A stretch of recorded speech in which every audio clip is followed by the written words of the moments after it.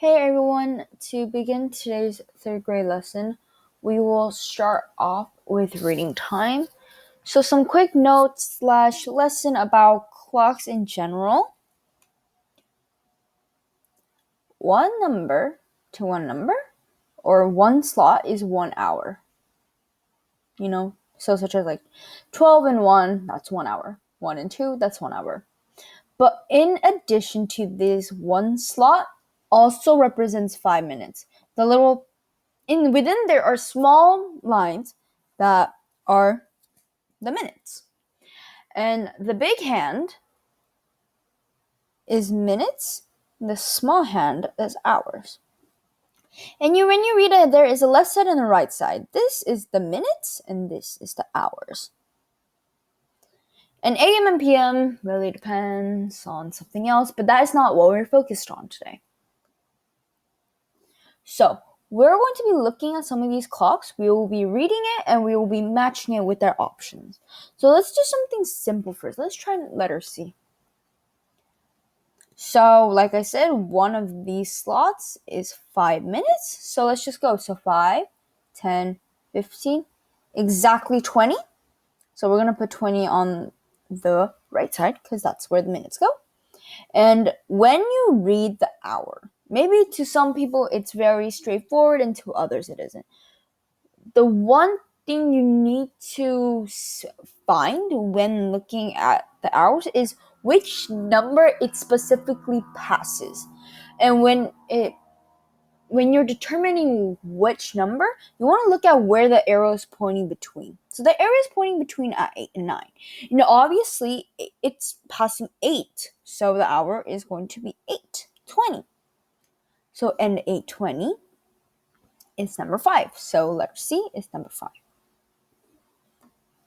But something a little more complex, such as A,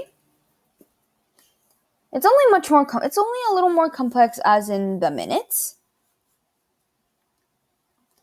So let's just read the minutes again. So 5, 10, 15, 1, 2. So 15 plus 2 is 17. So our minutes is 17. And we clearly see that the hour is passing between 4 and 5. And because it passes specifically on 4, the hour is 4:17. And that is just simply 8. So A is 8. Or, I guess, something easier and more logical is when you're reading hours, is once you find where the shorthand is in between, whatever the smaller number is, technically will be the hour, because, like I said, it doesn't pass the bigger number. So, between 4 and 5, it doesn't pass 5, obviously.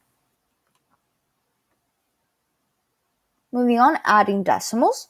So adding decimals is very straightforward. Just today's worksheet just has a few more additional decimals.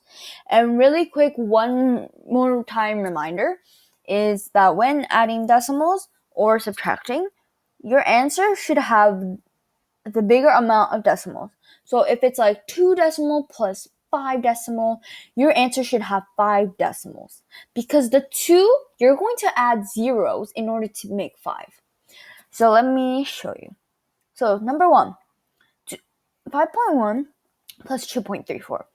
When we are resetting this up to add in more easily, we're going to put 2.34 first because it has more digits, plus 5.1 because we're aligning it with the decimals and the ones in the tenths place.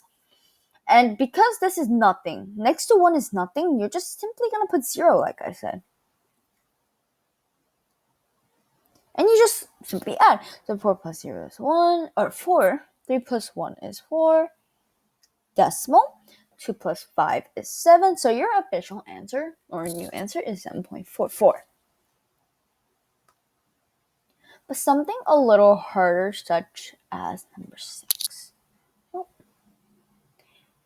It is not any harder when adding. You just have more decimal places. So, once again, we're going to put the number with more digits on top.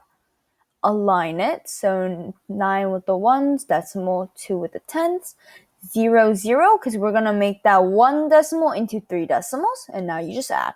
So 6 plus 0 is 6, 3 plus 0 is 3, 2 plus 2 is 4, decimal, because 3, biggest amount, 9, 3 plus 9 is 12, and 1 plus 1 is 2.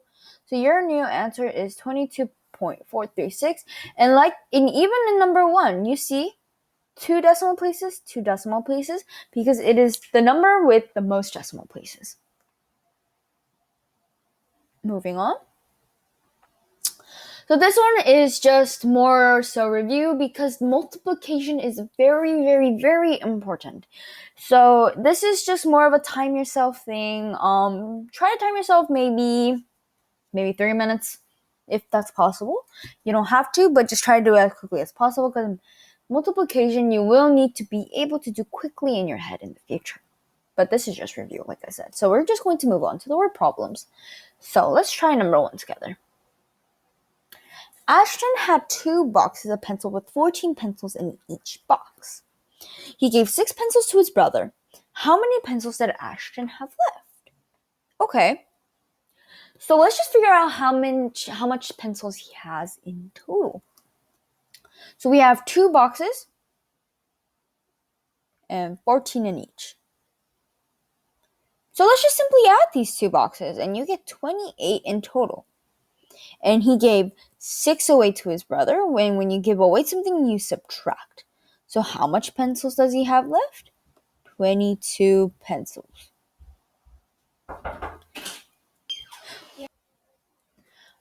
As I was saying, 22 pencils.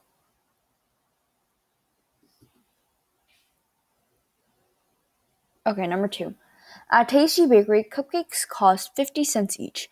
Bagels cost $1.25. How much more do 2 cupcakes cost than 2 bagels? Okay, so we know the cost. So cupcake is 50 cents. And bagel is $1.25. Quite expensive, but nevertheless. So now let's find the price for 2 cupcakes. So 2 cupcakes is just going to be 50 cents plus 50 cents. And that equals 100 cents, which is just simply $1. Now, let's find 2 bagels. So $1.25 plus $1.25.